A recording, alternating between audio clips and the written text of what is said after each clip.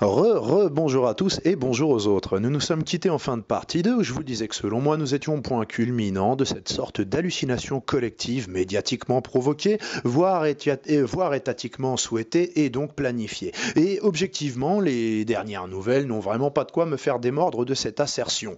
Moi, à titre personnel, il m'arrive même de me demander si tout cela est réel, si tout cela a bien lieu devant mes yeux. Je m'interroge non pas, pour le coup, sur la véracité des faits, des versions officielles ou sur l'intention sous-jacente du mensonge qu'on me raconte peut-être, mais plutôt sur la façon dont on espère m'en convaincre, sur cette nonchalance du fumisme médiatique qui le rend tellement flagrant et tellement douteux, et qui normalement devrait le rendre inefficace, mais qui malheureusement nous le constatons, est tout à fait efficace et efficient. Donc sérieux, moi personnellement, il y a quand même des fois où je vacille. Merde, excusez-moi, hein, mais est-ce qu'on est vraiment en train de me parler comme ça, ou est-ce que je suis en plein rêve? Parce que ça me fait exactement comme quand je me promène tranquillos et que je vois passer un éléphant dans le ciel, tracté derrière un cerf-volant en mini-short USA et qui laisserait une longue traînée derrière lui. Et donc forcément, ça me met la puce à l'oreille et je réalise que rien n'est réel et je me réveille au bout d'un moment,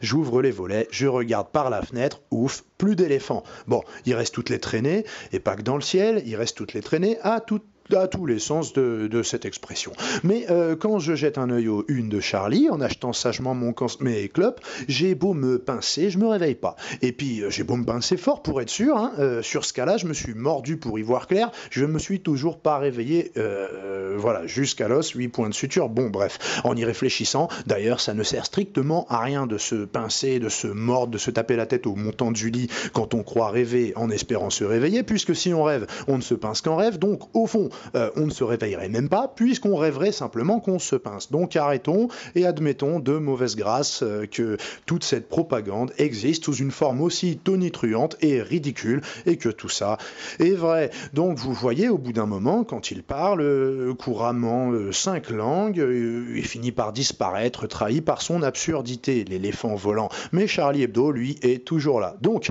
les chevaliers gonflables de la liberté d'expression lâchent un instant la provocation belliciste monomaniaque, mahométomaniaque je dirais même, mais ils ne renoncent pas pour autant à repousser les limites humainement concevables sans implosion du bathyscaphe dans les profondeurs de la stupidité et de la nécrophilie. Parce que après l'avoir fait passer dans un hachoir à viande, Mohamed Merah est... Ah non, pardon, c'était pas dans un hachoir à viande, c'était sa tête décapitée au-dessus d'une urne avec une balle dans la tête. Mohamed Merah est encore réchauffé en couverture, avec cette fois dessiné par je ne sais pas lequel de ces clowns, sa pierre tombale avec sa tête en photo dessus, avec les mots à mon petit loulou chéri, ou je ne sais plus trop quoi, sur une couronne déposée sur sa stèle. Donc avec à l'arrière-plan, bien sûr, des islamistes qui vocifèrent, s'excitent et s'énervent, le tout titré « Revient Mohamed Merah, ils sont devenus fous ». Hein. Là, c'est en couverture, hein. C'est tout le monde qui doit lire ça.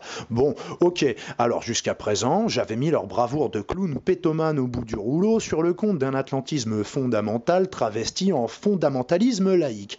Ou à l'inverse, sur le compte d'une idéologie de l'expression libre poussée jusqu'au fanatisme civilisationno-clashiste opérant sous les auspices de Voltaire, la jonction des Lumières et du bouchisme. Mais avec cette couverture-là, je me rends compte que non, c'est pas ça, c'est beaucoup plus simple que ça, c'est l'alcool.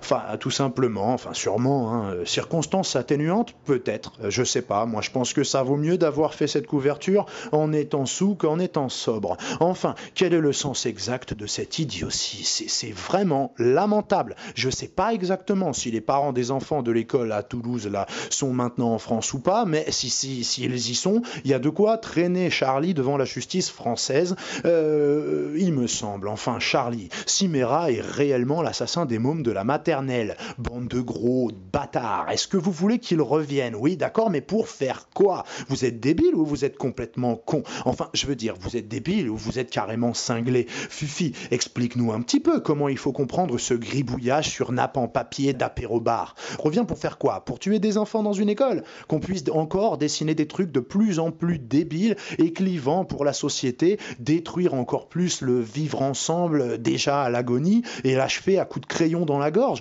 avec de nouveaux petits cadavres comme excuse m'excuse à toutes vos idioties, bande de rats d'égout. Est-ce que vous avez des enfants? Et si il débarque dans la vôtre, l'assassin d'enfants que vous appelez Mohamed Merah et que vous invoquez en séance de spiritisme public sur votre couverture, là, exposé à tous, qu'on ait envie de la voir ou pas, qui reviennent pour faire quoi si effectivement c'est un assassin? Mais qu'est-ce que vous voulez dire? Qui est devenu fou? Les musulmans qui vous gueulent après?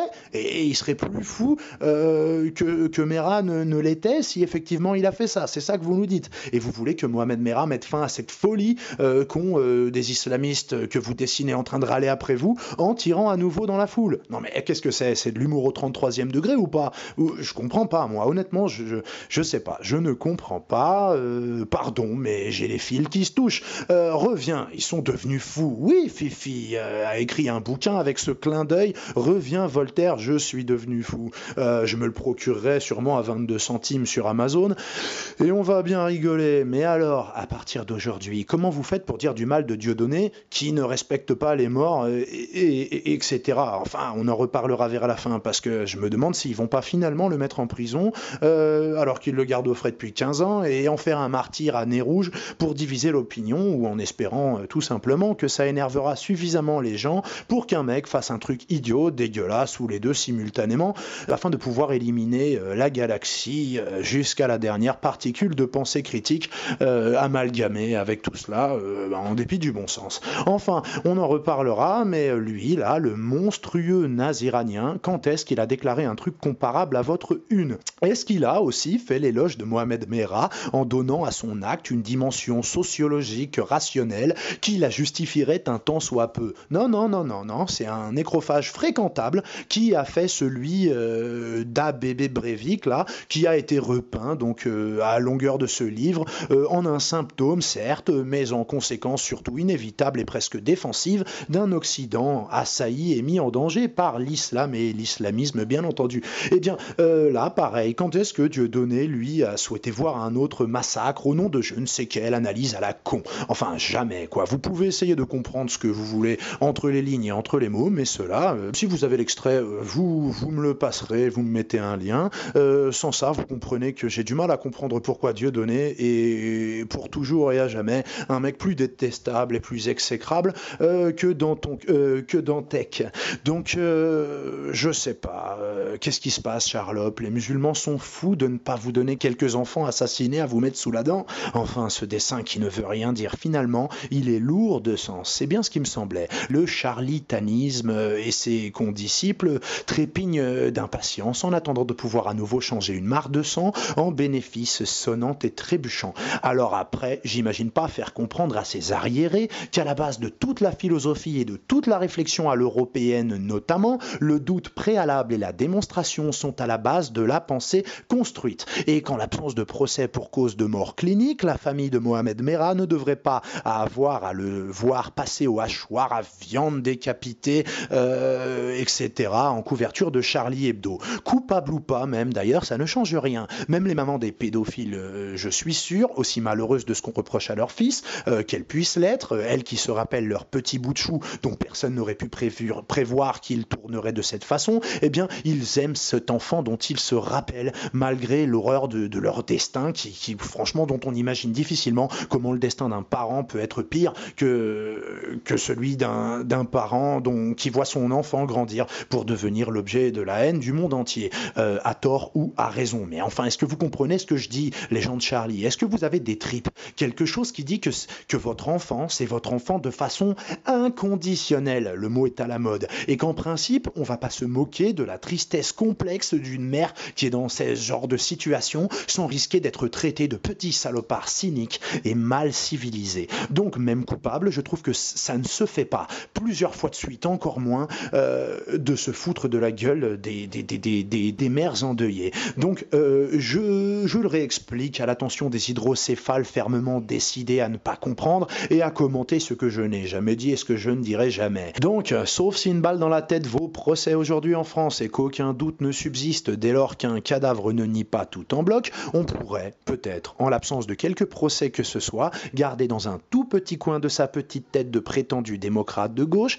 la maigre hypothèse de l'innocence d'un cadavre non jugé et se dire qu'on pourrait cesser les exhibition de dépouilles humaines. Parce que c'est de sa mère que vous vous moquez. À mon petit biquet, enfin c'est quand même pas un nazi barbu en treillis qui a déposé cette couronne, on s'appelle pas mon petit biquet entre salafistes assoiffés de sang. Donc à mon petit biquet, l'image de l'enfant innocent que les pères et mères n'oublient jamais et qui fait mal quand même quand notre fils est devenu un adulte pourri ou reconnu comme tel, eh bien vous l'aviez en tête en faisant cette couverture. J'aimerais qu'on m'explique comment on peut interpréter cette gerbe, c'est le mot pour définir ce que vous avez posé sur le drame de cette maman, autrement qu'en tant qu'expression d'une méchanceté gratuite. On est maintenant dans la liberté d'expression de la méchanceté gratuite. Parce que là, c'est pas de l'assassin d'enfants officiel que vous riez bêtement. Je le répète, c'est de sa maman, bande de sales types, qui a moins de supposer qu'il faille elle aussi la haïr en vertu de la notion nouvelle de culpabilité héréditaire dont je vous parlais dans une autre vidéo, en même temps que du misosophe notoire et chevelu qui le décrétait du haut de lui-même, eh bien, décret en vertu duquel la douleur d'une mère vaille soutien des actes dont on a condamné son fils post-mortem et que donc elle devrait être l'objet de la vindicte populaire, ou en tout cas, elle mérite bien qu'on se foute de sa gueule dans les cimetières. Donc, si on veut encore se travestir le jour en démocrate et la nuit en poney, et en ami de la pensée, en ennemi du fascisme et de la dictature, et tralala poète, il faudrait dessiner en se rappelant que la famille d'un assassin mérite un tout petit peu de respect, parce qu'à moins d'être totalement dégénéré, on ne peut pas supposer que les mamans musulmanes rêvent d'avoir un fils mort vers 20 ans, et qu'il soit soupçonné ou convaincu ou accusé ou prouvé qu'il aurait tué des tout petits, en tout point semblable aux petits que cet enfant qu'il pleure quand même était. Donc sauf si vous faites vôtre la vision de l'humanité dont nous a fait part une campagne d'affichage aux USA, même sur les bus et les métros, on n'avait même pas le droit d'arracher ces affiches sans être traité peut-être de bêtes sauvages, eh bien ce slogan qui évoquait des hommes civilisés d'un côté et des sauvages de l'autre, vous devriez penser que c'est une mère humaine comme la vôtre, à moins d'adhérer à cette vision de l'humanité séparée entre les sauvages et les gens respectables, vous devriez penser que cette maman est une mère humaine comme la vôtre qui vous pleurerait même si vous étiez une pourriture et que quelqu'un devait vous abattre. Donc vous devriez peut-être d'ailleurs parler de cette campagne-là qui vous a sûrement pas inspiré grand-chose. Faudrait pas compliquer votre ligne éditoriale et faire mentir l'équation bien contre mal égal, tout va très bien dans le meilleur des mondes et le fracas des bombes. Donc la maman de Mera, puisque vous vous foutez d'elle, vous avez la preuve qu'elle était complice, bande de cinglés, ou bien en toute logique il est probable qu'elle aussi soit une victime dans cette affaire, comme votre maman, qui est sûrement pour rien si vous êtes si stupide, puéril, méchant et irresponsable. Mais c'est aussi ça la liberté d'expression 2012, le droit à la jubilation morbide au nez et à la barbe des familles, de toutes les familles, je le répète, parce qu'au fond Charlot demande aux parents des victimes de Toulouse, grands et petits, s'ils aimeraient que Mohamed Merah revienne. Moi, merci, je ne fais pas partie des gens qui ont un enfant à pleurer dans des circonstances pareilles. Mais j'imagine pas la tronche du mec qui me sortirait ça quand je le laisserais s'enfuir si malheureusement c'était de mes enfants qu'on parlait. Moi, je fais plus de sport de combat et je raffole pas des histoires de coups de pied dans la gueule pour des raisons de souvenirs douloureux,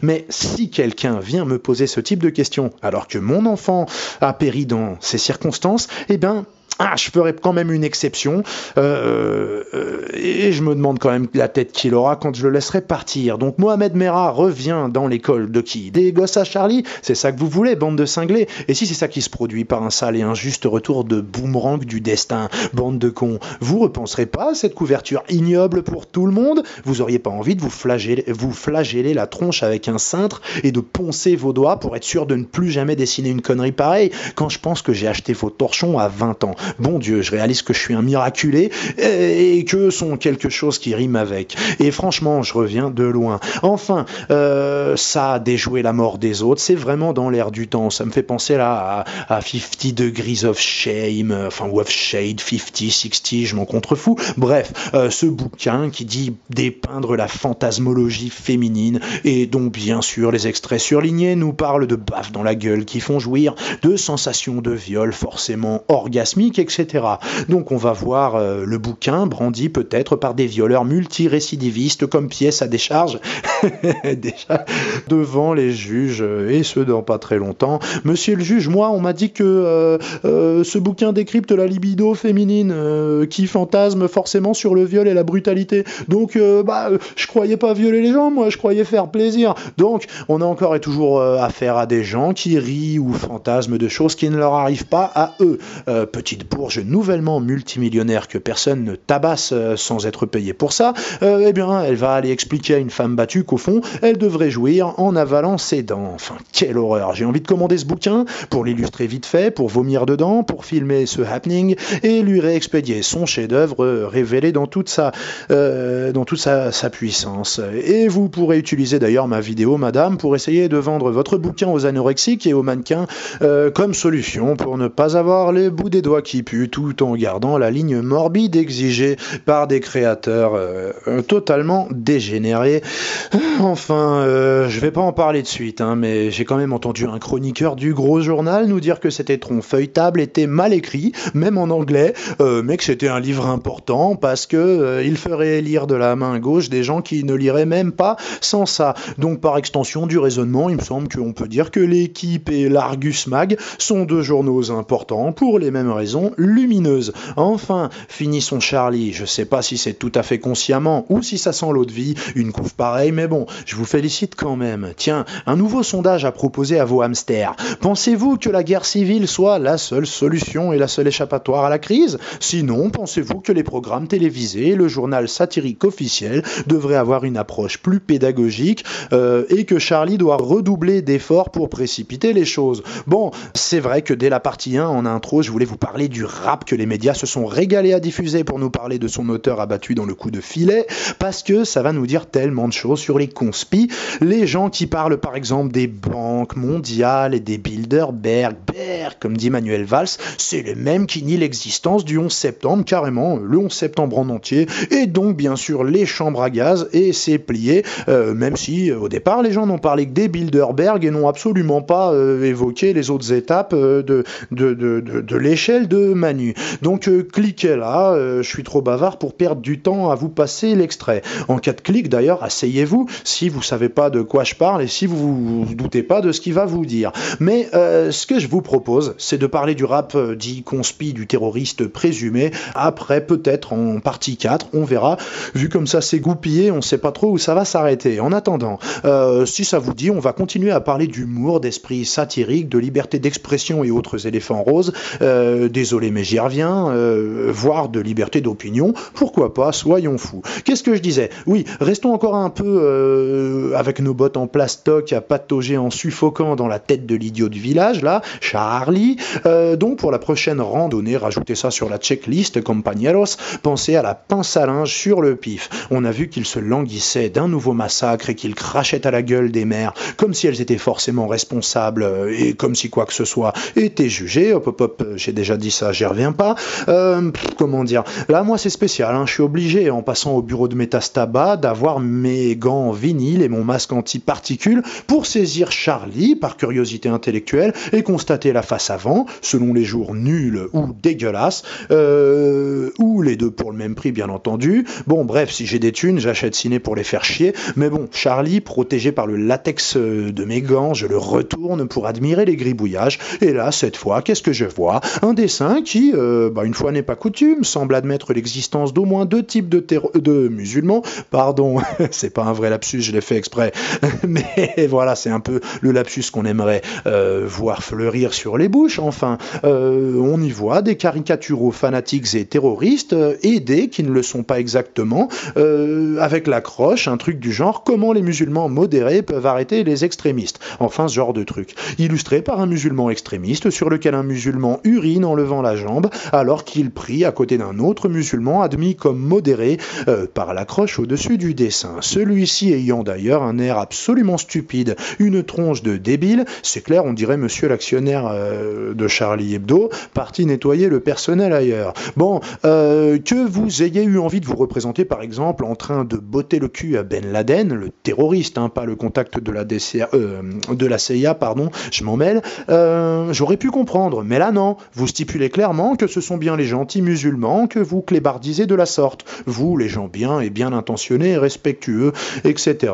Donc on est d'accord, même les musulmans que Charlie s'astreint à essayer de distinguer au terme d'un effort intense, 3 fins de contrat par AVC quand même, eh bien messieurs les voltairiens ont envie de les comparer tout de même à des chiens qui urinent en levant la patte arrière, en priant à un dieu qu'il est bien sûr fashion d'insulter sans fin parce que c'est légal et même courageux soi-disant. Donc t'es modéré, mais prends quand même ça dans ta tête. Charlie te crache à la gueule, ils espèrent peut-être que tu t'énerves aussi pour simplifier encore un peu leur petit scénario très facile à résumer.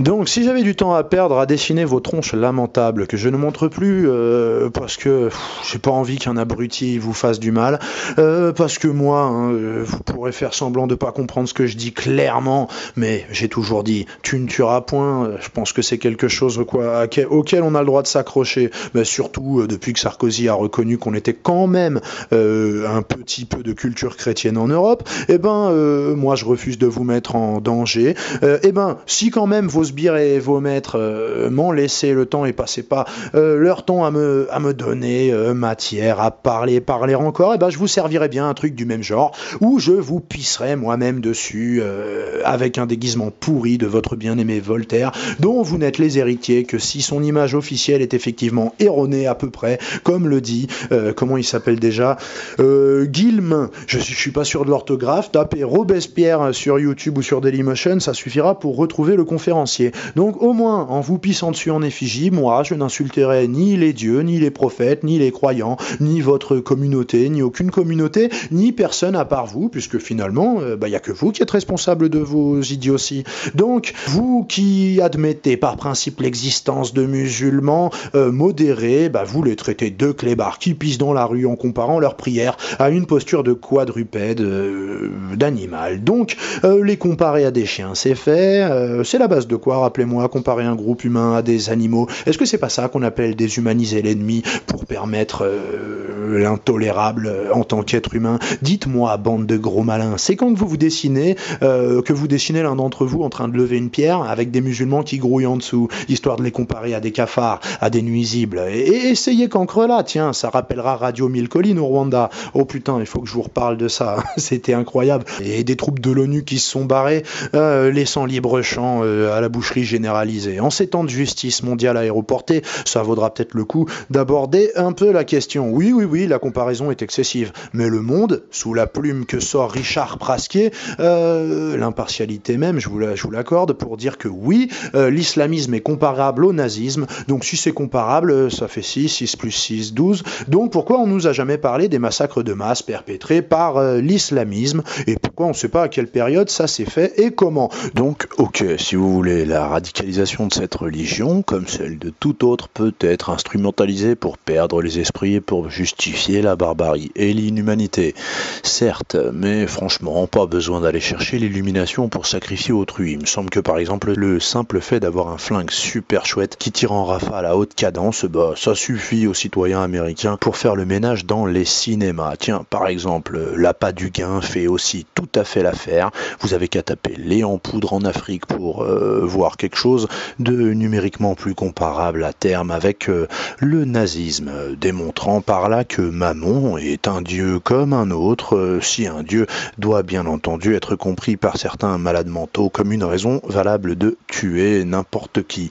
Donc l'idéologie et la raison d'État aussi, notez, par exemple une bombe dans une voiture de scientifiques iraniens, c'est aussi, il me semble, la perversion d'une idée, la morale est dégradée sous la stratégie dans la hiérarchie des valeurs. Un tas d'idées peuvent être corrompues pour que l'on tue en leur nom, je vous l'accorde, monsieur le président, mais comparer les œuvres de l'islamisme, même radical, même du terrorisme à celles du nazisme, c'est en quelque sorte comparer les inondations de Vaison-la-Romaine, aussi dramatiques qu'elles aient pu être à l'échelle de la France, au fameux tsunami en Thaïlande et à ces centaines de milliers de morts. Donc franchement, s'il vous plaît, plaît. Soyons sérieux si c'est encore légal. Vous avez pas envie de parler d'autre chose, tiens, pour prendre l'air, que des nazis et des islamistes en permanence? Vous savez quoi? Les Khmers rouges, renseignez-vous, ça va vous plaire. En plus de les tuer, ils les torturaient pendant des mois, les ennemis de l'intérieur, afin de leur faire avouer des idioties sans queue ni tête, avec à la clé le droit d'être détruit, hein, comme Tech. Ils disent, écoutez le vieux Dutch, vous allez perdre pied, c'est un préposé à l'extermination, et franchement, il est ni nazi ni musulman. Enfin tiens, je vous mets un lien, ça devrait vous plaire de comparer tout et n'importe quoi à ça aussi. Comment ça, c'est du passé, l'ONU pouvait pas savoir à propos de S-21 et des Khmers rouges et tout ça, et de Comtech. Enfin, pendant 11 ans, après la chute de Pol Pot et la découverte du massacre, un quart de la population quand même, excusez-moi du peu, sans que les USA bougent le petit doigt, et ben pendant 11 ans, l'ONU a reconnu le régime des Khmers rouges jusqu'en 90. Donc ça, c'est du passé. La Palestine demandait-elle déjà à être reconnue à l'ONU pendant cette période? Je sais pas, mais en tout cas, ça devait être cocasse de s'entendre dire non, messieurs, la place est occupée par les Khmers rouges. Eh bien, un truc au présent que vous pourriez quand même comparer au nazisme, c'est peut-être la Corée du Nord, non? Les camps de rééducation jusqu'à ce que mort s'en suive, ça n'existe pas? Ou c'est juste que leur bombe atomique est beaucoup trop loin d'Israël et que les USA n'y ont pas décelé de nappe de pétrole quelconque? Ça aussi, ça devrait vous plaire pour renouveler votre éventail de comparaisons acrobatiques. Moi, je suis par exemple pas un de ceux qui reprocheraient à l'idée de communisme en tant que tel, au concept, les dérives de Staline et ses millions de morts et ses fleuves de sang que peu de monde conteste sérieusement. Ça n'empêche pas de pas forcément jeter l'idée avec l'eau du bain, mais en tout cas, ça m'étonne quand même d'avoir pu l'autre jour être invité à boire un verre et à discuter sous le portrait glorieux de Staline dans un resto-pub branché aux couleurs de l'URSS, tranquillou, comme si de rien n'était. Bon, puisqu'il est maintenant clair et net que l'Iran, après des années de blocus au point même qu'on a interdit à nos constructeurs d'automobiles de leur en vendre, voir l'état du secteur et le bien fondé en 2012 de s'être privé notamment de ce marché-là, eh ben l'Iran va s'en manger une, et une bonne dans pas longtemps, puisqu'il est clair que la Corée du Nord est libre de produire des armes atomiques en menaçant la Corée du Sud de la changer en mer de feu, le tout en détournant une partie de l'aide humanitaire qui peine à faire survivre les Coréens du Sud. Enfin, ceux qui ne sont pas cuits à la broche dans une prison, dans la prison. Vous entendez ça, les gars? Pas de blocus pour la Corée du Nord, au nom des camps d'extermination de l'ennemi de l'intérieur. Non, non, de l'aide humanitaire. L'Iran, blocus, mais la Corée, non. Aide humanitaire. Une intervention? Jamais. Pas besoin de les attaquer, ils font les malins avec leurs bombes atomiques, mais ils oseront jamais, ils sont pas fous, ils savent que le monde les pulvériserait en représailles, soyons logiques, et ne nous faisons pas peur avec des histoires de corne-cul. Enfin, tout ça n'est pas censé être vrai à propos de l'Iran, on l'a dit avec une pancarte, les Iraniens c'est particulier, ils sont fous, ils rêvent de mourir dès la naissance. Dis papa, quand est-ce que je meurs? Bientôt, bientôt. Alors, a priori, c'est pas le degré de dictature non plus qui fait qu'on va péter l'Iran plutôt que la Corée du Nord. C'est finalement pas non plus l'hostilité nucléairement armée, puisqu'on l'a vu, on considère que la Corée n'osera pas et mérite pas qu'on l'attaque non plus pour ça. Donc c'est pas le sort des femmes, puisqu'en Corée,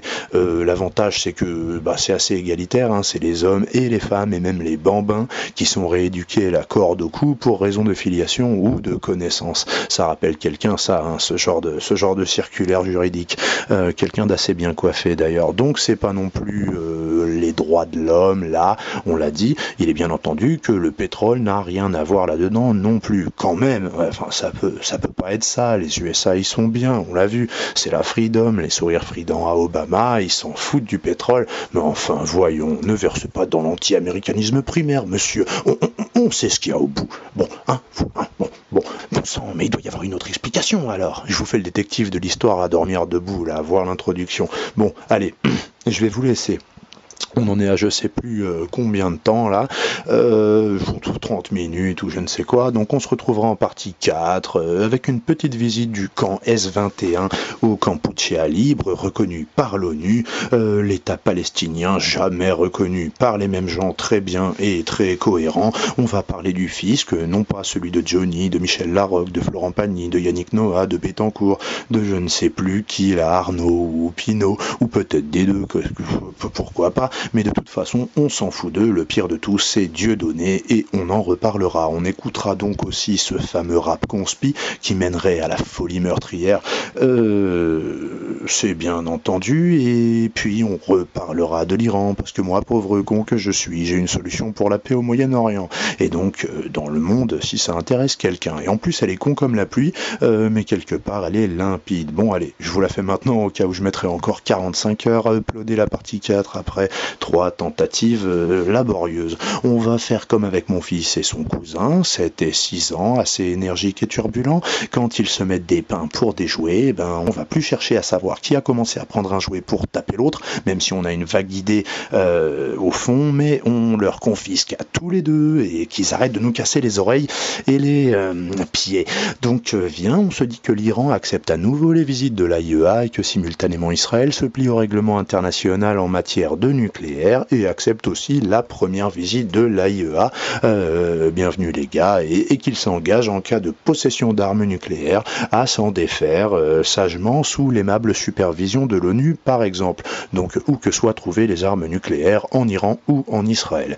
Donc peut-être l'ONU devrait être un petit peu remaniée avant cela en termes de hiérarchie par souci d'objectivité, mais bon, Mahmoud n'aurait plus de prétexte valable pour souhaiter une arme nucléaire pour se défendre d'Israël et inversement. Et au cas où vraiment les uns ou les autres ou les deux ne pouvaient durablement se retenir de faire la guerre à l'autre, ils seraient forcés de s'équarrir de façon conventionnelle, ce qui laisserait au peuple le temps de se lasser de cette boucherie avant éradication durable de toute forme de vie dans la région.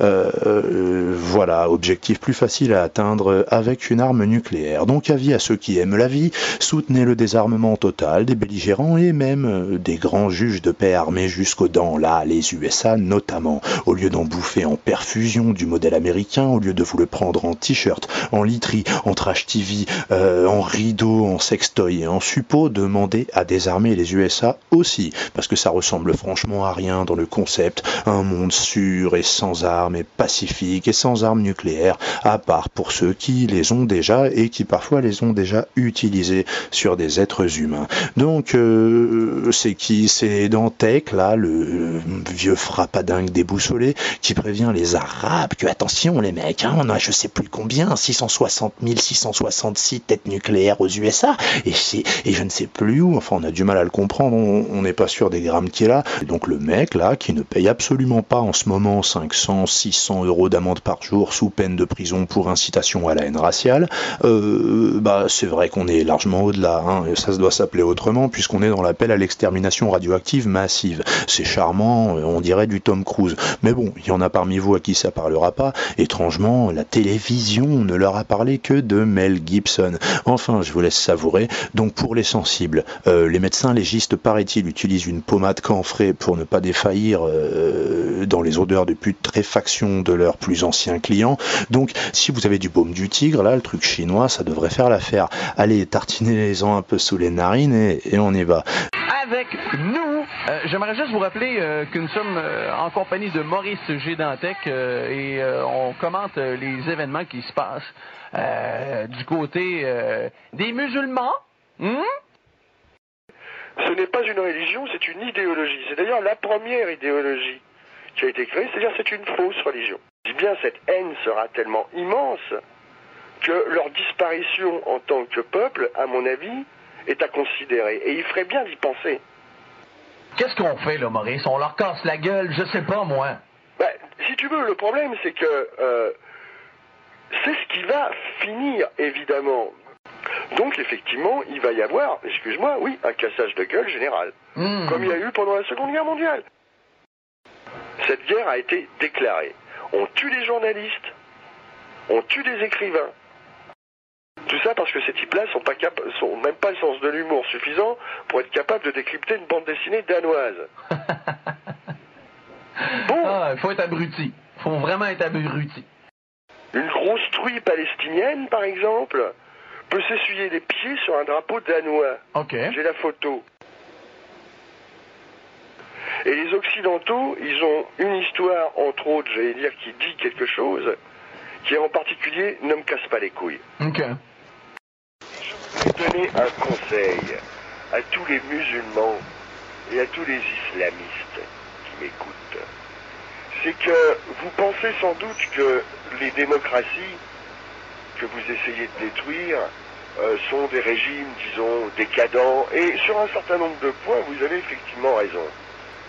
Mais je vous mets en garde, de manière extrêmement, j'allais dire, presque amicale. Faites juste une petite étude de l'histoire du XXe siècle et vous allez voir que quand les démocraties sont attaquées et qu'elles se mettent à riposter, il n'y a pas de régime sur Terre plus impitoyable qu'une démocratie dont on veut supprimer les libertés. Et puis surtout, rappelez-vous des petits Japonais, ces braves petits Japonais, qui se sont pris 2 bombes atomiques sur la gueule à l'époque où elles n'existaient pas. Alors maintenant, si vous voulez faire les malins, à l'époque où elles existent, eh ben, je vous conseille juste de réfléchir à la date du 6 août et du 9 août 1945. Et Maurice, ça, c'est les méchants Américains qui ont lancé des bombes, là. Ah oui, méchants. Ah, les méchants américains. Oh là là là là là là là là. Oh, les méchants américains, ils ont lancé 2 méchantes bombes atomiques. Mais oui. Sur les gentils petits Japonais. Mais oui, c'est des fous. Mais c'est vrai, ça. Donc concrètement, si Mahmoud Ahmadinejad a écouté Dantec patiemment, il a compris qu'un sort à la japonaise attendait les Arabes si un type comme lui s'en occupait. D'ailleurs, je suis pas sûr que ce soit des Arabes, c'est des Perses. Enfin, pour Dantec, je pense que Perse, Arabe, tout ça, c'est du musulman. Ça doit être passé au fil de l'épée nucléaire, il semble. Donc, si un mec comme lui s'en occupait, tout ça serait réglé, et on comprend qu'un Arabe se sent en danger quand un type dit des choses pareilles, et surtout si on considère que ces délires de piliers de bistrot qui sent la pisse s'appuient sur la réalité de l'armement nucléaire et autres gadgets humanicides de notre cher camp du bien absolu et immaculé. Parce que vu de là, si Dantec n'est pas un mec dangereux, au moins autant que d'autres dépeints comme des fascistes New Age, je vous laisse faire votre liste, j'aurais tendance à le trouver inquiétant aussi quand même, le camp du bien. Et encore une fois, je connais des cités à comparaître qui n'ont jamais dit le quart de ce que Dantec a craché au visage de l'humanité. Alors bon, on se retrouve dans X temps pour la partie 4, et puis après, hop, on éteint EBT TV, on reprend Radio Loboto. Merci de votre soutien et de vos encouragements, bien à vous, comrades.